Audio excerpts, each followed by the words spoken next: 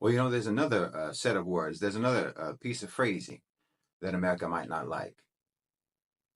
There's some more wording that the U.S. might object to, and it's in the United Nations Charter, the charter that they already agreed to, the contract that they already signed, and that's Article 6, which says that a member of the United Nations, which has persistently violated the principles contained in the present charter, may be expelled from the organization by the General Assembly upon the recommendation of the Security Council. Maybe you should have read that contract more carefully before you signed it. You should have been just as circumspect about the wording of the of that UN document as you are about the wording of a resolution against genocide, because we read it. And more people all around the world are reading it, from Marrakesh to Manchester, from Cape Town to Kuala Lumpur, from Davos to Dusseldorf. And when we read persistently violates the principles of the Charter, why, that sounds like what the United States would write in their bio if that whole country had a social media account. If the people of the world could give America a Yelp review, that's what we'd say. Persistently violates the UN Charter. The grassroots globally are collectively recognizing that the presence of the United States in the United Nations, and more specifically, with their seat on the Security Council, with their unilateral supremacist veto power, that this is the linchpin that holds the machinery of genocidal Zionist aggression together. Remove that linchpin, and the whole Israeli war machine falls apart. Over the past 5 decades, the United States has vetoed 53 resolutions against Israeli violence. They've used their veto power more times to insulate Israel from global condemnation than for any other purpose. America's veto is nothing but a shoot-to-kill order against the Palestinians, and it operates as cover fire for Israel to shield it from any international accountability and from ever having to make peace with the region. Yes, America has used its veto power to veto peace, to veto justice, to veto human rights, to veto essentially every principle that the UN Charter claims to stand for.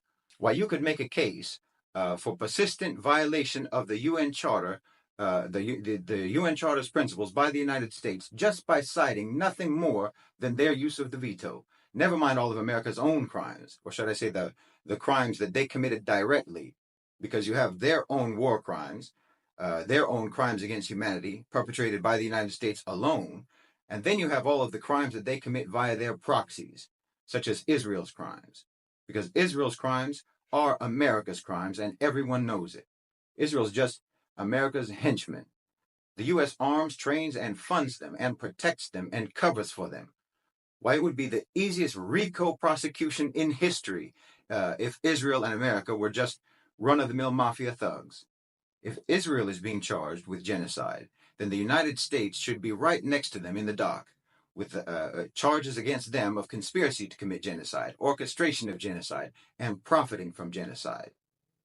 The entire relationship between America and Israel is an established pattern of racketeering and violent criminal activity. Literally everything that makes a RICO case, they do it. Bribery, kidnapping, murder, money laundering, terrorism, fraud, embezzlement, trafficking, everything. This is the whole nature of their relationship. And what's more, they do it writ large and out in the open. And one of the key elements in their criminal enterprise between Israel and America, one of the key elements, just like mobsters, is having officials on the payroll, having officials in their pockets, whether it's through bribery or through extortion or intimidation or what have you, so that when you do try to bring a case against them, they own the judge, they own the courts, just like they own the United Nations. Why, America should be required to abstain from any vote on any resolution pertaining to Israel, because a country isn't supposed to be allowed to vote when the matter pertains to themselves. And Israel and America are a single enterprise. It's a single criminal organization. It's a single mafia empire. America is committing genocide in Gaza, and they're just using the Jewish regiment to do it. They shouldn't be allowed to vote on the ceasefire or anything else that involves their henchmen. So yes, as long as the United States of America is a member of the UN, well, then the UN can never be what it was supposed to be designed to be and to do, but it will only ever be just an instrument to do the exact opposite. America makes sure that the United Nations will never be an instrument of peace and stability. It will never be a tool to prevent war and conflict. It will just be a mute assembly of powerless nations who are gagged and bound and gagged by rules and protocols that the boss never has to follow.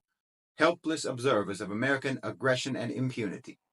All the countries of the world send their ambassadors to New York just to affirm American supremacy and exceptionalism, and to reiterate their own subjugation, and irrelevance. But the people of the world, the populations of the countries who send their ambassadors to New York, are fed up.